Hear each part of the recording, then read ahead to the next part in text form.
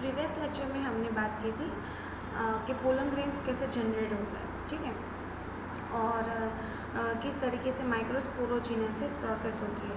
अब ये लेक्चर में हम बात करेंगे दो MCQ, वो जो प्रीवियस लेक्चर में आपने जो पढ़ा उस पे से हम दो MCQ सॉल्व करेंगे। चलो तो मैं पहले MCQ आपको बता देती हूँ। अगर सपोज आपको ऐसा क्वेश्चन पूछे कि how many pollen grains are required,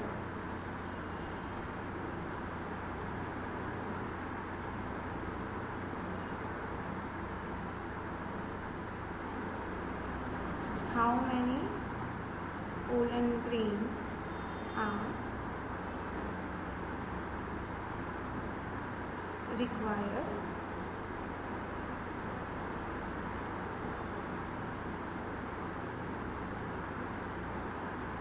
to form 400 seeds, ठीक है। तो आपका आंसर क्या होगा? अगर 400 सीड्स फॉर्मेशन करना है तो कितने पोलन ग्रेन्स रिक्वायर होनी चाहिए, राइट? तो 1 pollen grain contains the 2 male gametes जो आगे जाके फ्यूज़ करेंगे, बट 1 मेल गैमेट, 2 में से एक ही मेल गैमेट होगा जो एग सेल के साथ जाके फ्यूज़ होगा। तो अगर ये फ्यूज़न होता है तो 1 सीड फॉर्मेशन होता है, ठीक है। तो अगर उस बेसिस से हम देखने जाए तो आपका आंसर यहाँ पे क्या आएगा? 400, ठीक है ना। 400 pollen grains are required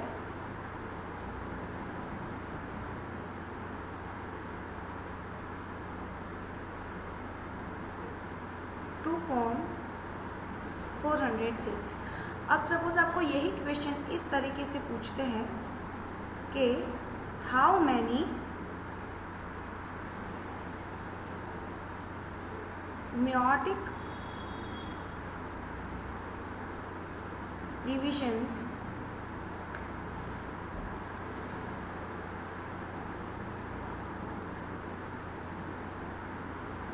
are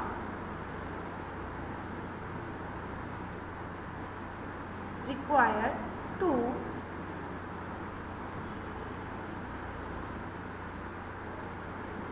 form 400 cells, okay. तो ये क्वेश्चन आप कैसे सॉल्व करोगे? तो इसके लिए आपको क्या पूछा? How many divisions are required, meiotic divisions. तो वो तो गाइनोशियम में भी और एंड्रोशियम में भी, दोनों में ये मियोटिक डिवीजन होगा। मतलब पोलन ग्रेन फॉर्मेशन में भी, पोलन ग्रेन फॉर्मेशन में भी मियोटिक डिवीजन चाहिए, as well as megaspore formation में भी चाहिए, ठीक है। तो ये क्वेश्चन को हम कैसे सॉल्व करेंगे? तो इसके लिए आपको एक फॉर्मूला लगाना है, n + n/4। इसका मतलब है कि कितने मेगास्पोर फॉर्मेशन हुए। 1 मियोटिक डिवीजन से 1 एग सेल बनेगा, बट 1 मियोटिक डिवीजन से पोलन ग्रेन्स कितने बनेंगे? 4 बनेंगे, ठीक है। तो इसलिए आपको ये वाला फॉर्मूला लगाना है। तो n की जगह आप क्या ले लोगे? n = 400, okay, number of seeds. यहाँ पे ले लो 400 + 400/4। यहाँ पे क्या हो जाएगा? 100 = 500. So your answer is 500 meiotic divisions are required to form a 400 seeds. Okay, चलो अब हम आज मूव करते हैं हमारे नेक्स्ट टॉपिक पे।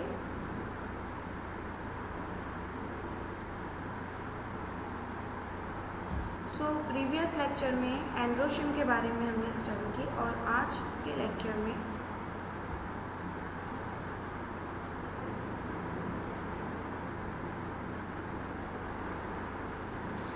गाइनोशियम के बारे में स्टडी करेंगे, ठीक है।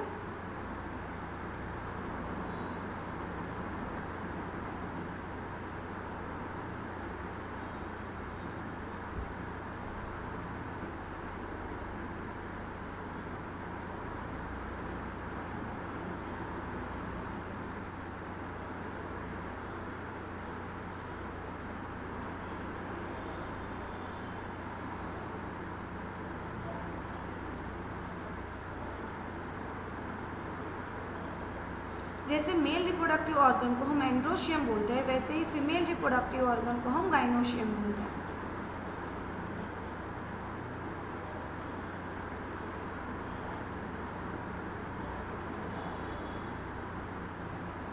ओके, चलो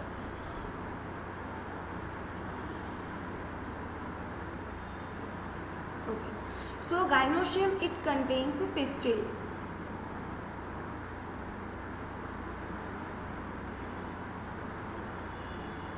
अब अगर हम पिस्टिल गाइनोशियम पिस्टिल के बेसिस पे हम उसको दो पार्ट के अंदर डिवाइड करेंगे, ठीक है। सो पहला हम ले लेते हैं, that is the monocarpellary.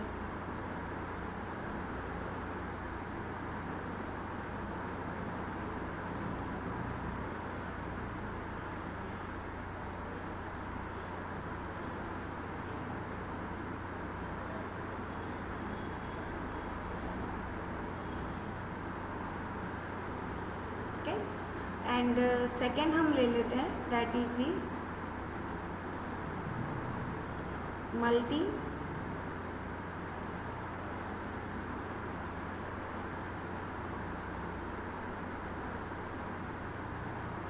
Carpellary.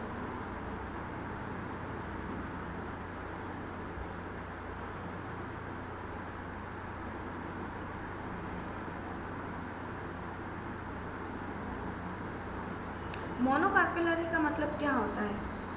That means one carpel it is present, okay, that means a single pistil.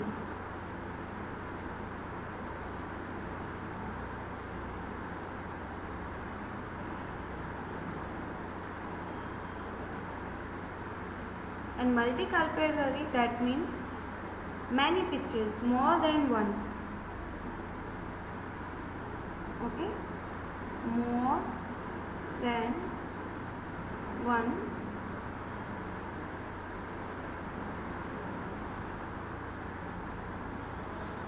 pistil.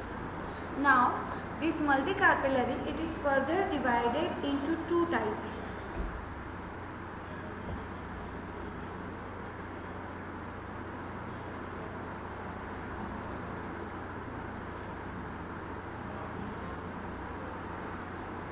That is the apocarpus and syncarpus.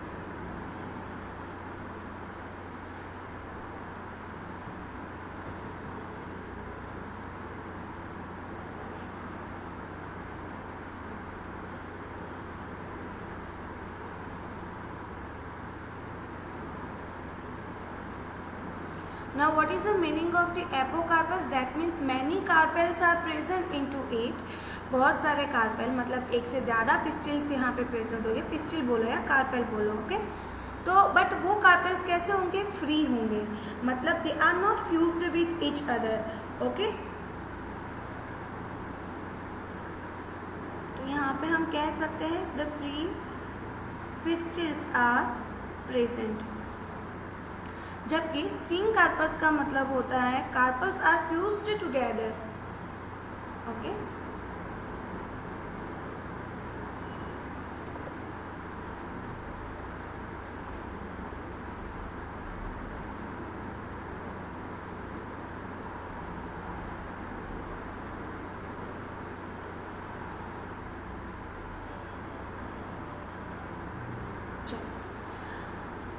So look at here, this one is the example of syncarpus. So यहाँ पे जो carpals है वो सारे कैसे होते हैं? Fused होते हैं, जिसको हम क्या बोलते हैं? syncarpus। और इन लोग यहाँ पे syncarpus ओवरी प्रेजेंट है, यहाँ पे जो है वो कार्पल्स प्रेजेंट है इन दिस एरिया, और ये कार्पल्स की कंबाइंड ओवरी, जिसको हम क्या बोलेंगे? syncarpus ovary, it is present here. Second वाला डायग्राम देखो तो यहाँ पे this is the example of the apocarpous multicarpellary, जहाँ पे आपको एक से ज़्यादा कार्पल्स दिखेंगे और जो एक दूसरे से फ्यूज होंगे नहीं। यहाँ पे आपको फ्यूज्ड स्ट्रक्चर दिख रहा है और यहाँ पे फ्री, ठीक है। तो यहाँ पे फ्री कार्पल्स है और यहाँ पे syncarpus, that means a fused carpels are present, okay. चलो अब हम एक टिपिकल पिस्टिल का पार्ट्स देखते हैं. So a typical pistil it is consisting of this part stigma which is serves as the landing platform for the pollen grains. Style, it is a elongated slender part जिसमें से pollen tube pass on होगी. And the last one, that is the ovary. Look, the later on the ovary it is converted into fruit, and inside the ovary ovule it is present, and this ovule is converted into seed.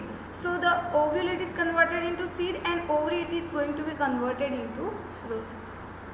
Okay, so mainly three parts are there: stigma, style and ovary, and the fourth one is the placenta. What do you mean by placenta? Placenta, that means it is a structure inside the ovarian cavity to which the ovules are connected. Okay, placenta ovarian cavity का एक ऐसा reason है जहाँ से ovule arise होते हैं. अब number of the ovules भी वेरी करते हैं. जैसे कि मैं वीट की बात करूँ तो वीट में ओनली वन ओव्यूल प्रेजेंट होता है, राइट. फिर जो पैडी क्रॉप्स है उसमें भी वन ओव्यूल, मैंगो में भी one ovule, but papaya, watermelon and orchids तो उसमें एक से ज़्यादा ओव्यूल्स प्रेजेंट होते हैं. Okay, so again I am telling you how many parts are there.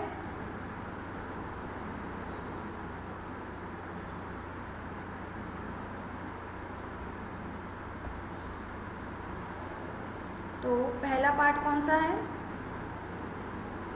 Stigma. उसका फंक्शन क्या है? It is a landing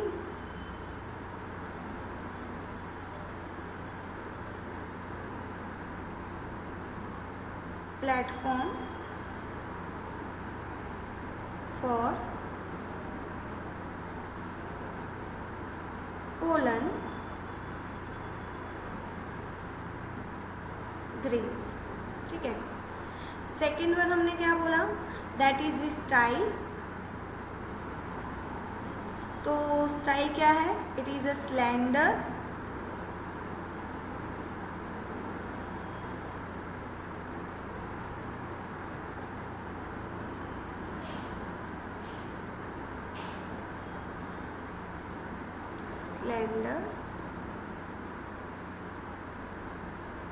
elongated part beneath the stigma. Third one, that is the ovary. Bulged part of the pistil.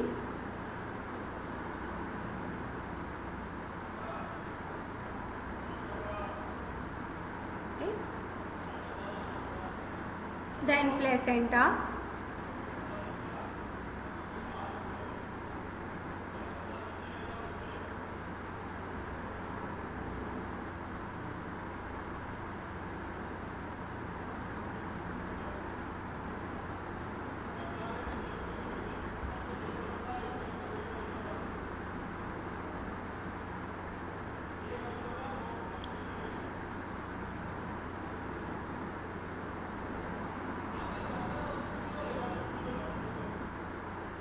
Microsporangia,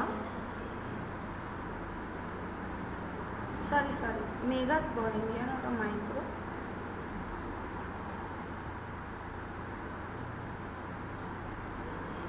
Megasporangia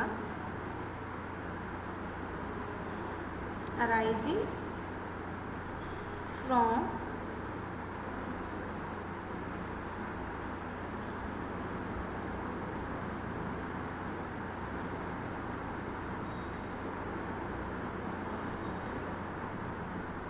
placenta. Okay, that means megasporangia उसको हम क्या बोलते हैं? Ovule. It is known as a ovule. So ovule placenta से arise हो गए. Okay, it is located, placenta, where it is located? It is located inside the ovarian cavity.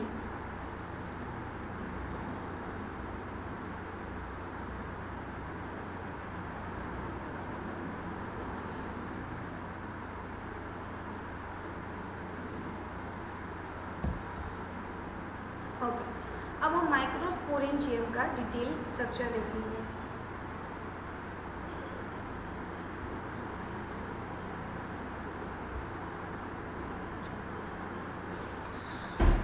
Microsporangium का हम डिटेल स्ट्रक्चर देखेंगे. दैट मीन्स ओव्यूल का हम detail structure देखेंगे.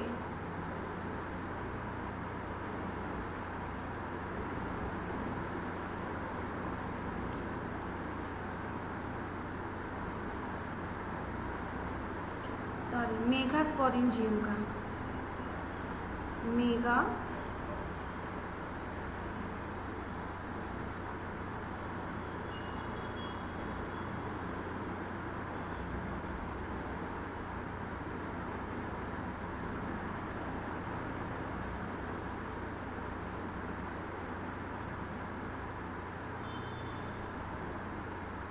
sporangium.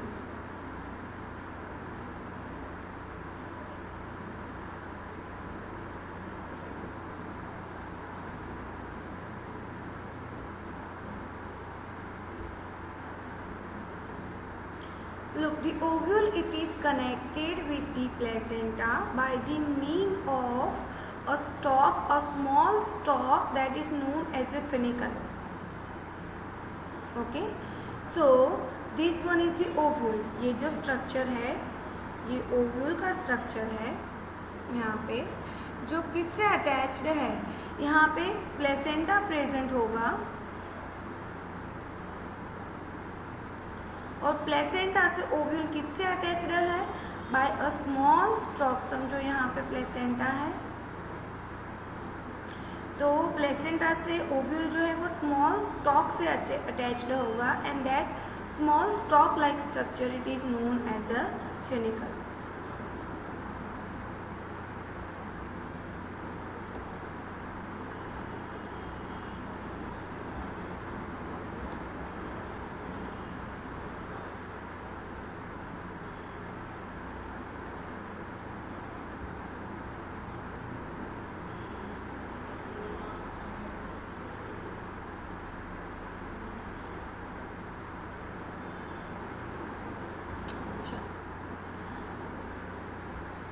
Okay, now there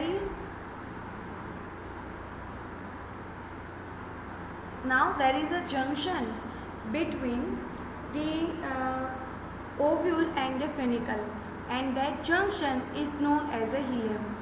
Okay, so ovule और funicle के बीच में जो जंक्शन है, तो यहाँ पे वो जंक्शन होगा at this region. That junction it is known as a hilum. Okay, मैं यहाँ पे लिखती जाती हूँ.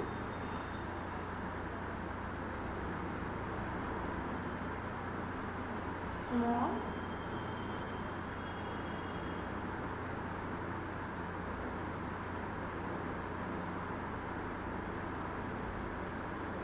Stock.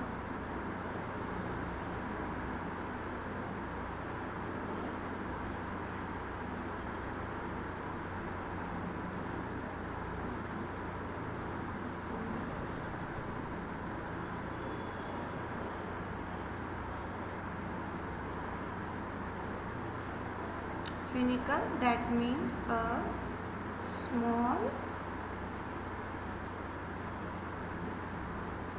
stalk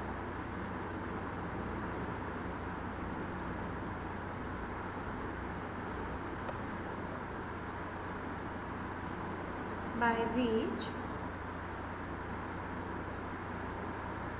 ovule is attached to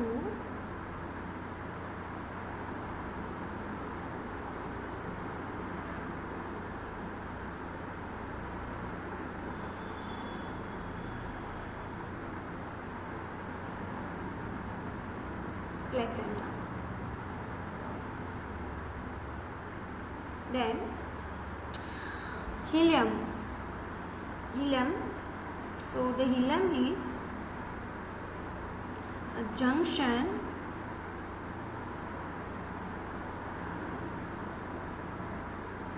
between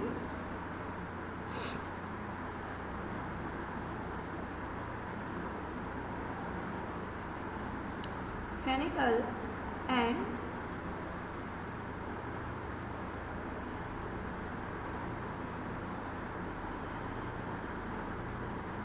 ovule.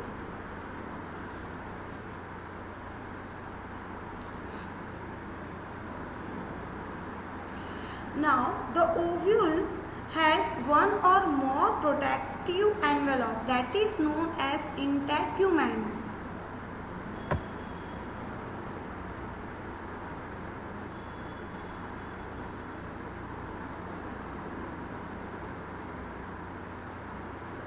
That means one or more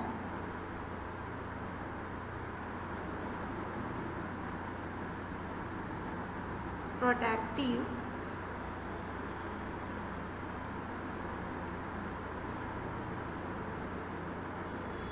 envelope.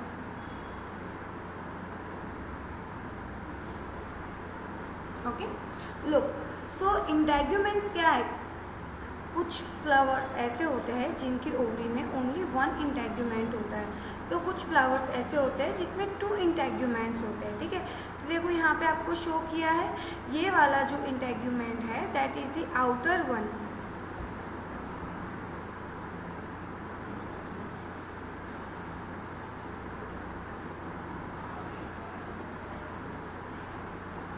ये आउटर इंटेग्यूमेंट है. ठीक है, और ये जो है वो इनर इंटेग्यूमेंट है. ओके, सो यहाँ पे two integuments, one it is the outer integument and the another one is the inner integument. कुछ फ्लावर्स में ओनली वन इंटेग्यूमेंट होता है, तो कुछ में टू इंटेग्यूमेंट्स भी हो सकता है. Okay,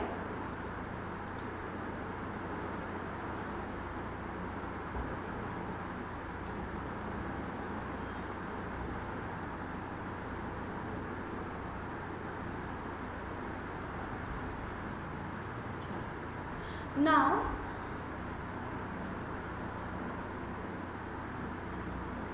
the inner part of the integument that is known as a nucellus. Nucellus, it is encircled by integuments. It is an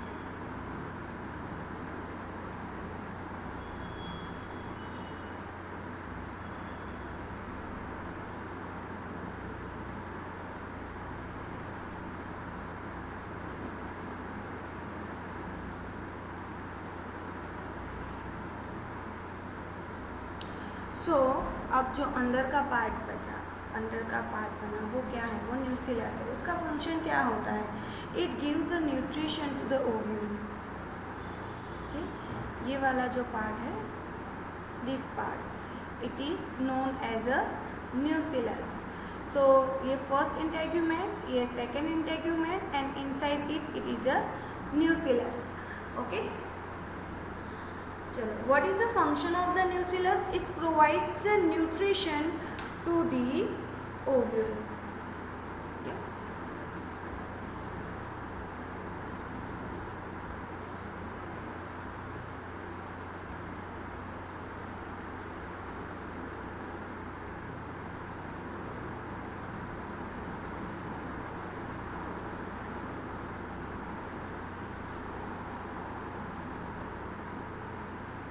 Provides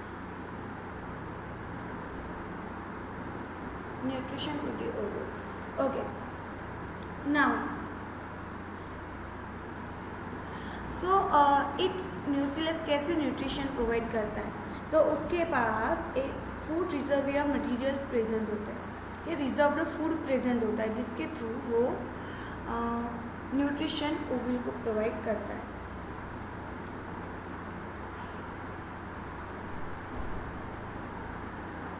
inside the nucleus the embryonic shake is present. Okay, look at here, inside the nucleus the embryonic shake is present.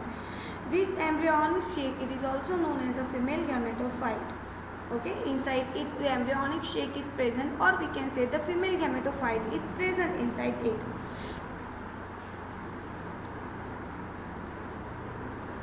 A single embryonic shake, it is formed by a megaspore. One megaspore is developed and it will form a one embryonic shake. एक embryonic sac जो होती है वो एक megaspore से बनती है. If more embryonic sacs are present then we can say that the more megaspores are involved into it. Okay, now this region where you can see the gap is present and that is known as a micropyle. ये reason को हम क्या बोलते हैं? Micropyle reason, जहाँ से pollen tube ovule के अंदर एंट्री लेगी. ओके, और ये वाला जो एंड है that is known as a chalazal pole. Chalazal pole जो है वो बेजल पार्ट है ओव्यूल का. बेजल पार्ट को चैलेजल पोल बोलेंगे. और यहाँ पे जहाँ पे आपको एम्ब्रियोनिक शेक जो है और उसके ऊपर न्यूक्लियस, उसके ऊपर इंटेग्यूमेंट्स, और वहाँ पे आपको एक माइन और पोर लाइक स्ट्रक्चर दिखेगा जिसको हम लोग माइक्रोपाइल बोलेंगे. So this one is the micropylar pole and this one is the chalazal pole. Okay, micropylar जो पोल है वो माइक्रोपाइल में से, वहाँ पे माइक्रोपाइल में से पोलन ट्यूब जो है वो ओव्यूल के अंदर एंट्री लेगी. ओके, और यहाँ पे प्रेजेंट होगा उसका एग सेल. यहाँ पे एग सेल प्रेजेंट होगा. क्लियर? चलो अब हम देखते हैं megasporogenesis process.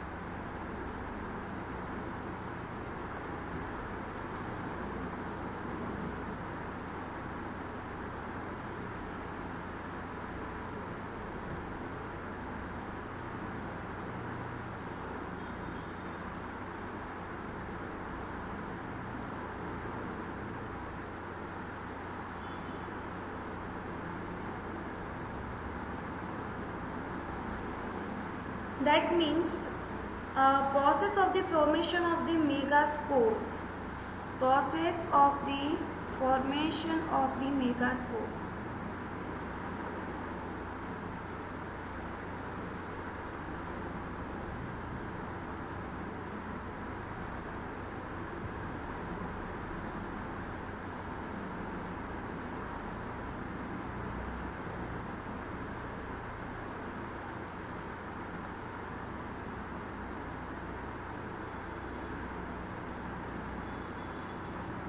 From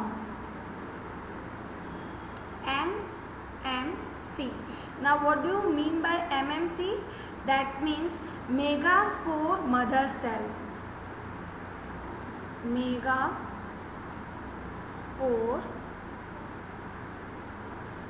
mother cell. That means ये जो सेल है उसमें से मेगास्पोर प्रोड्यूस होंगे. ठीक है, तो चलो देखते हैं क्या प्रोसेस होती है. इन ovules there is generally a one megaspore it is present, megaspore mother cell it is present in the micropylar region of the nucleus. Okay, it is a large cell contains, this megaspore mother cell is the large cell which contain the dense cytoplasm and prominent nucleus. Okay, that means nucleus it is big sized as well as the dense cytoplasm it is present inside it. Okay, so this first picture it shows the megaspore mother cell. Okay, nearer to the micropylar end.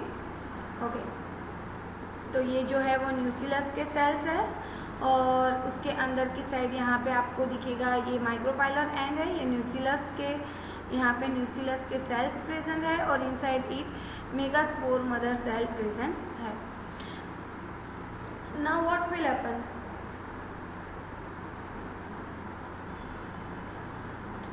this megaspore mother cell it is undergoes into the meiotic division, ठीक है। तो अब ये megaspore mother cell क्या करेगा, meiotic division में जाएगा।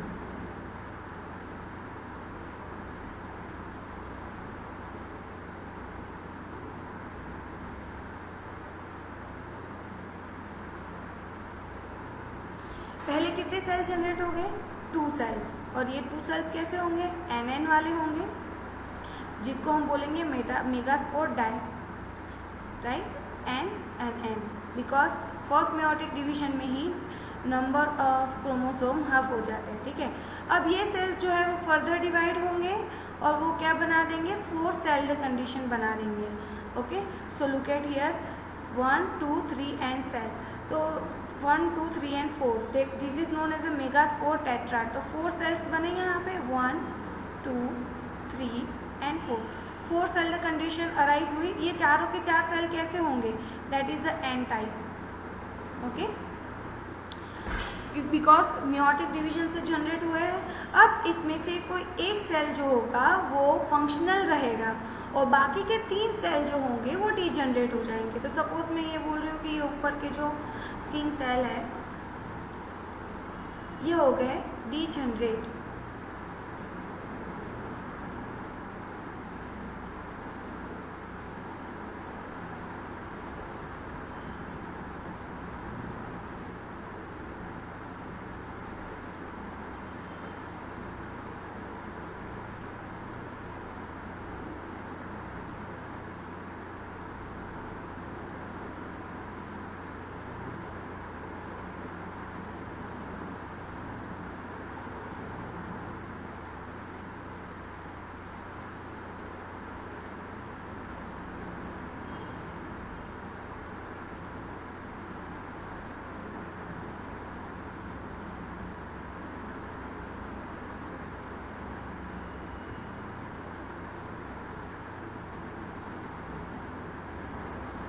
सारी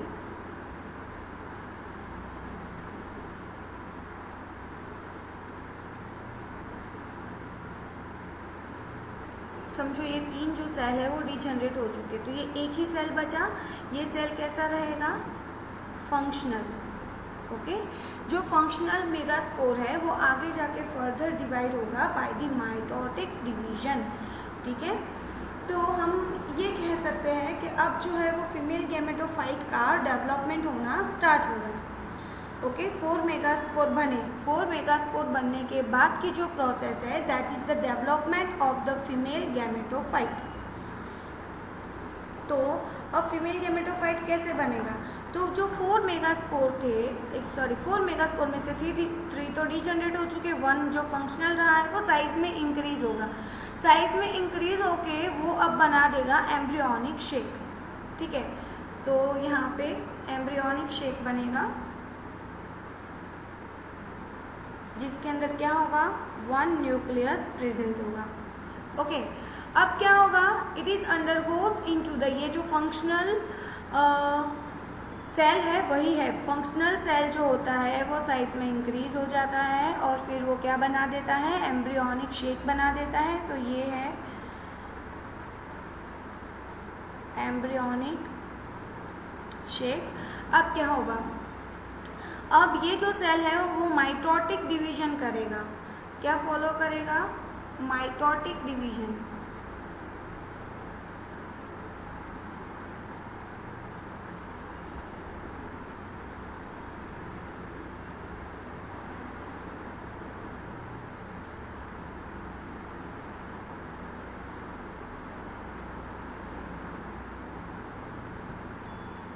अब आप सबको पता ही है कि माइटोटिक डिवीजन में क्या होता है, number of chromosome is remains as the same.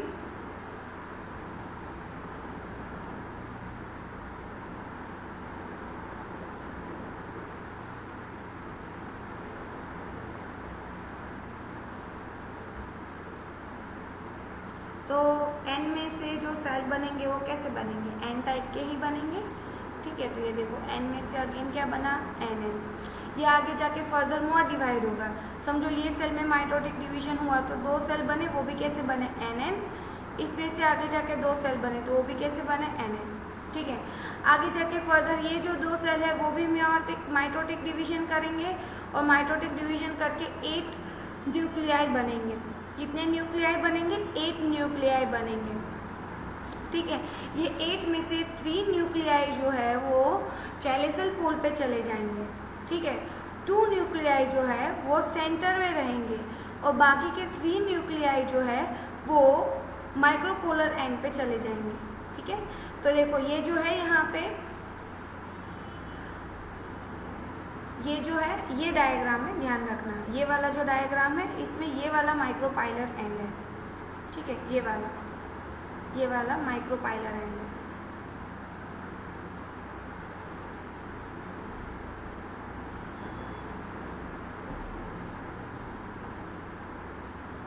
और ये वाला जो है वो चैलेसल पोल है।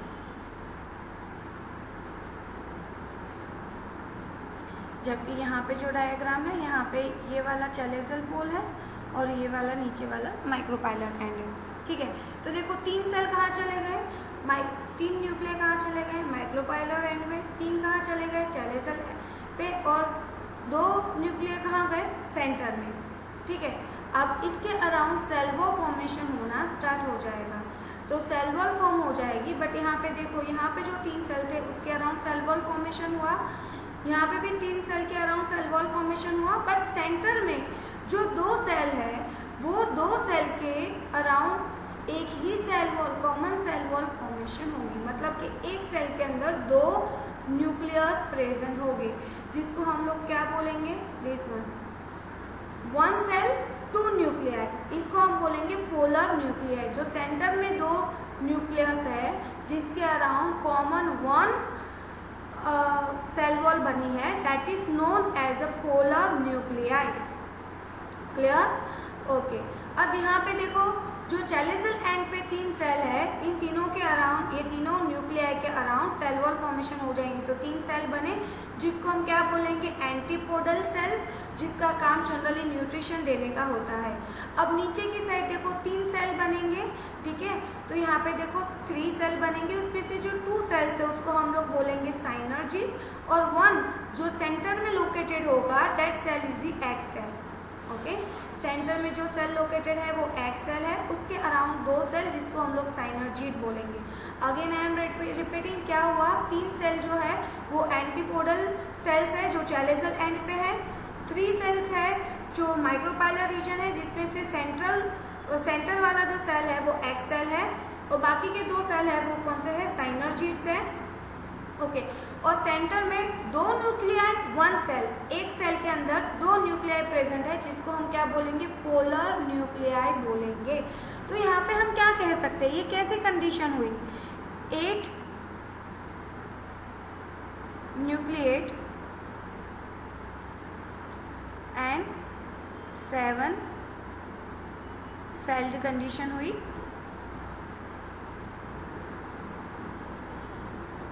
कितने सेल बने, 7 सेल, 1 2 3 4 5 एंड 6, और ये बना 7 नंबर का सेल। और न्यूक्लियस कितने हुए, सारे सेल्स में एक एक, बट जो 7 नंबर का सेल है उसमें एक सेल में 2 nuclei. Is it clear? So this is about the megasporogenesis process, okay. Look, अगर एम्ब्रियोनिक शेक में से एम्ब्रियोनिक शेक का जो फॉर्मेशन होता है वो सिंगल मेगास्पोर से होता है, तो हम उसको मोनोस्पोरिक डेवलपमेंट बोलते हैं। सो यहाँ पे हमने जो पढ़ा that is the monosporic development, okay. The development of the female gametophyte, it is finished here, okay. चलो अब हम देखते हैं pollination. The next topic is pollination.